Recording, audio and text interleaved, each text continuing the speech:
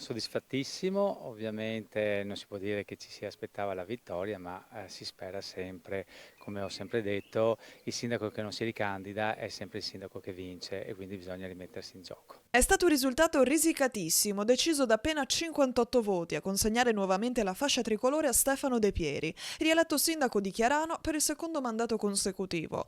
Il primo cittadino alla guida della lista civica De Pieri sindaco ha ottenuto il 51,95%, in un confronto rimasto in equilibrio fino all'ultimo scrutinio con lo sfidante Marco Vescovi. Se analizziamo esattamente i risultati, sì, sono stati 58 voti di differenza rispetto agli altri, non sono, l'altra tornata non è poi così tanta di differenza, ma avevamo 3 liste. Quelli che sono mancati sono quasi 450 elettori, forse perché pensavano che non servisse andare al voto. Il dato politico più rilevante è però il forte calo dell'affluenza. A Chiarano ha votato poco più del 39% degli aventi diritto, in netto arretramento rispetto al passato. Il nostro comune è abbastanza problematico perché rispetto a 5 anni fa abbiamo visto che comunque anche con le regionali del 2025, grosso modo la percentuale si è assestata su quella di oggi un po' meno, sta a significare che ovviamente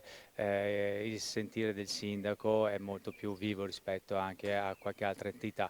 Però credo che dobbiamo puntare molto sui giovani perché ovviamente gli anziani cominciano ad avere una certa età e tanti non vanno più a votare anche se potrebbero essere aiutati su questo. De Pieri però guarda ora al futuro, continuità, questa è la parola d'ordine che guiderà il suo secondo mandato. Gli obiettivi la macchina amministrativa non si è mai fermata, quindi già continuiamo con le nostre opere di sicurezza stradale, prossimamente dovremo iniziare delle procedure di esproprio, ma sicuramente per il prossimo anno avremo i nuovi progetti già cantierabili.